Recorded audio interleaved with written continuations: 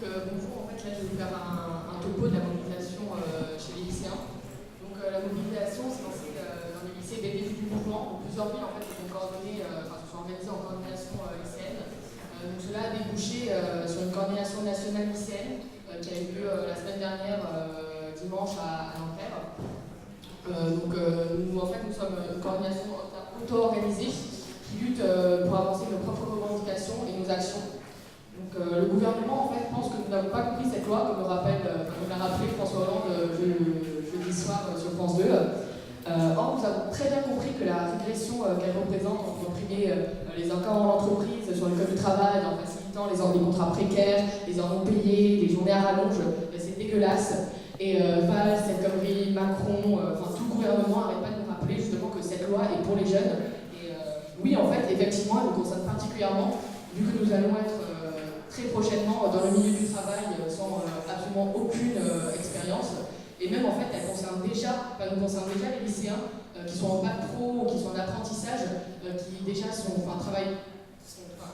exploités comme des dingues pour un salaire de misère. Donc nous demandons le retrait de ce projet de loi fait pour les patrons, sans négociation ni amendement. Et nous sommes aussi conscients qu'un retour à la normale n'est pas souhaitable, car la jeunesse est déjà précaire, obligée d'enchaîner les petits boulots non payés ou sous-rémunérés. Nous exigeons également qu'aucun stage ne soit sous-payé. Nous voulons un vrai contrat de travail pour tous et toutes, parce qu'il faut savoir que, je pense que vous êtes au courant, mais que le taux de chômage des jeunes c'est 20% et ça grimpe vite dans les quartiers populaires à 40 et 50%, c'est un truc de fou.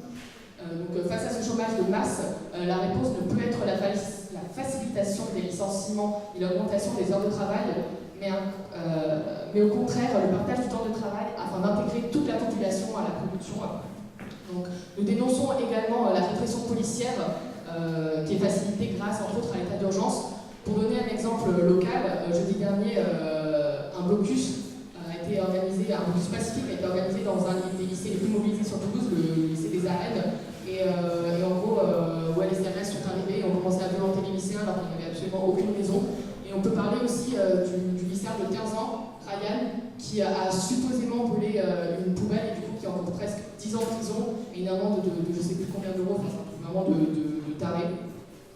Et donc, au-delà de la répression policière, le gouvernement fait aussi usage de la répression administrative pour empêcher la mobilisation, comme par exemple en fermant administrativement les lycées, comme ce qui s'est passé à Paris et partout en France le 31.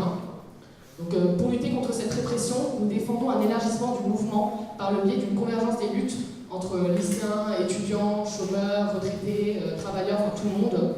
Donc nous sommes conscients que l'aboutissement de cette lutte ne sera possible par cette alliance dans un tous ensemble, capable de faire reculer ce gouvernement qui cherche à nous diviser par tous les moyens.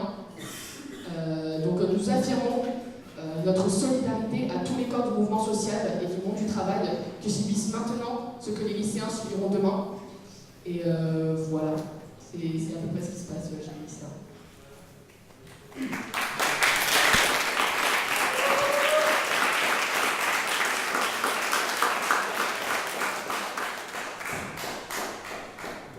Moi je vais présenter rapidement la coordination nationale étudiante. Alors aujourd'hui c'est la quatrième fois qu'on se réunit, des facs de partout en France qui se réunissent dans un même endroit, aujourd'hui au Mirail, invité par le Mirail, on les remercie.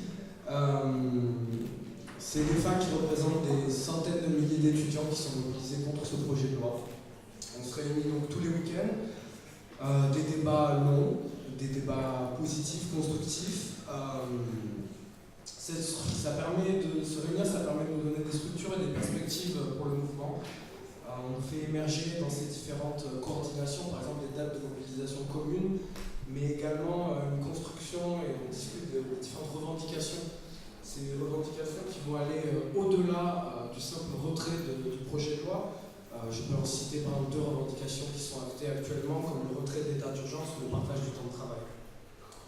On n'est pas dans une simple logique de contestation de ce projet de loi, mais dans une réelle envie de construction et de revendication qui vont au-delà. De plus, se réunir régulièrement, ça permet de construire de véritables échanges, de rencontrer des facs qui sont dans des logiques et des luttes qui peuvent paraître différentes, en même temps c'est très inspirant, il y a une effervescence des idées, un échange, on s'encourage, et donc tous ceux qui viennent de partout en France, aujourd'hui c'est les Parisiens qui sont descendus dans le sud, mais de temps en temps c'est les gens du sud qui montent à Paris, et on se donne beaucoup de force, voilà.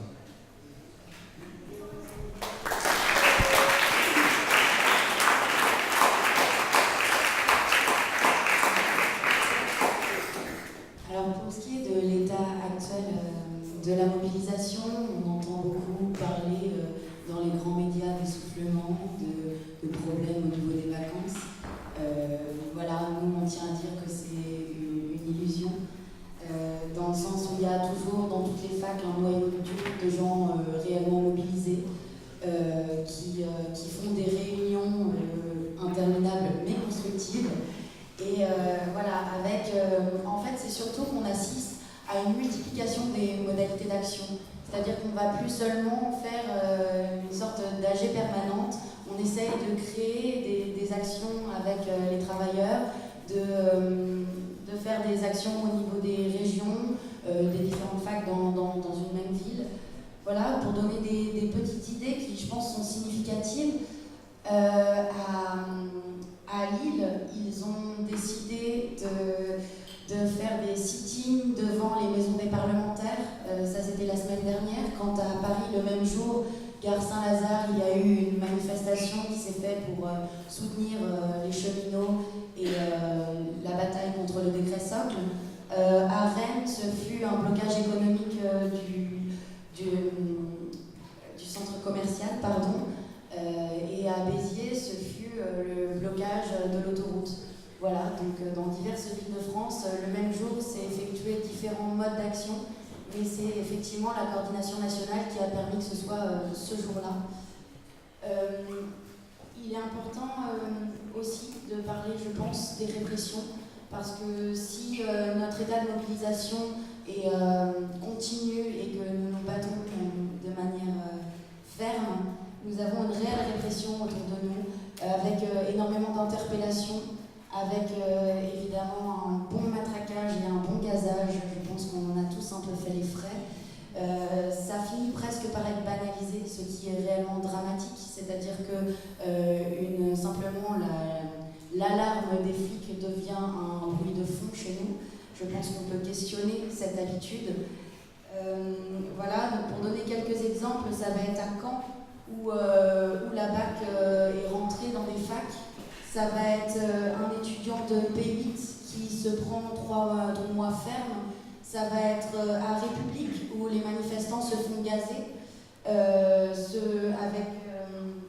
Voilà, où on a eu simplement, donc moi je suis de Paris, donc je me permets de parler de ce que j'ai vécu le plus, mais ça va être une manifestation qui était actée par la préfecture, et on sort du métro et on se fait gazer dans le métro avant même d'avoir commencé une manifestation où il y avait 3 CRS pour un étudiant. Je pense que ça peut parler à tous. Voilà.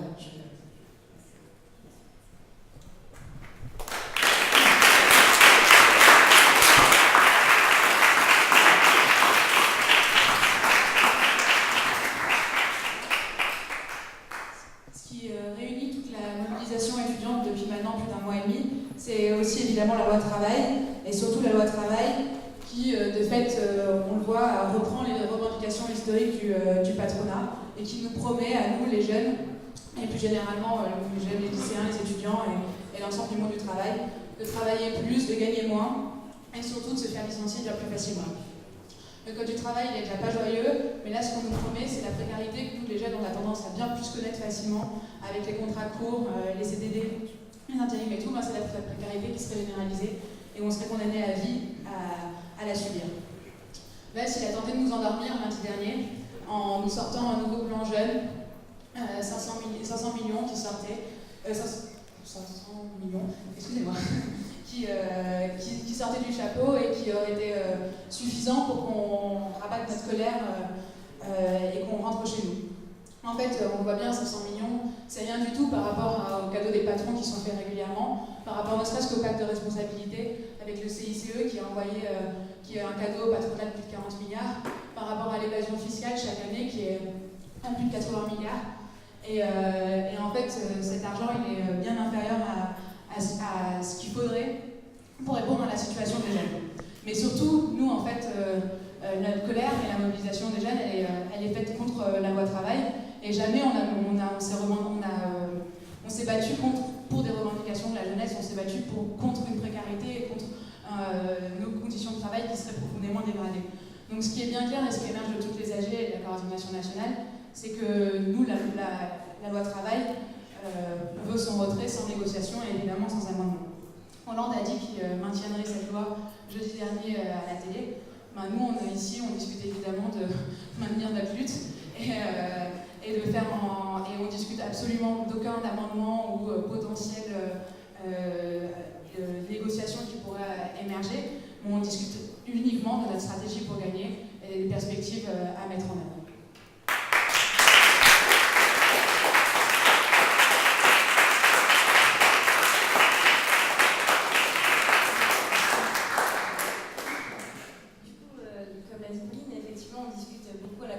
Nationale et ce soir ça montre encore des perspectives pour gagner parce que je pense qu'on est tous encore extrêmement mobilisés et se voir tous ensemble sur ce que tu disais, ça fait plaisir de voir ça. Du coup, l'essentiel des débats c'est comment on fait pour gagner et je pense qu'on a tous en tête la date du 28 avril qui est une date qui est posée au niveau national par l'intersyndicale. La grande question qui se pose aujourd'hui c'est plutôt de construire et d'appeler et de faire que le 28 soit vraiment une date importante et surtout que ça continue après. Donc la date du 20 a déjà été actée par la coordination nationale étudiante à Rennes il y a déjà 2 semaines. Mais c'est encore en discussion ce soir, donc il va y avoir des débats et des votes, etc. Mais je pense que d'ores et déjà on sait tous et toutes que la date entre le 20 et le 28 il va se passer énormément de choses, qu'il y aura des dates nationales qui vont certainement sortir. J'espère, et c'est en discussion ce soir, et qu'après le 28, surtout, on ne lâche pas. Donc, ça, c'est pour les perspectives, etc. Enfin, les perspectives. Mais une autre chose qui émerge aussi, c'est que dans cette stratégie pour gagner, c'est un peu ce que disait les copains lycéens, c'est qu'il faut construire ce tous ensemble, parce que la loi travail, c'est une attaque sans précédent contre les lycéens, les étudiants, les travailleurs, les chômeurs, les précaires, etc. Et c'est cette convergence des luttes, en tout cas cette construction d'un mouvement d'ensemble de tous les secteurs d'activité qu'il nous faut construire. Et c'est ce qu'on est en train de discuter ce soir. Et je pense que c'est comme ça qu'on gagnera. Et je tiens à dire que c'est hyper important qu'il y ait les lycéens et la coordination nationale lycéenne qui se réunissent en même temps que nous, que la coordination nationale étudiante.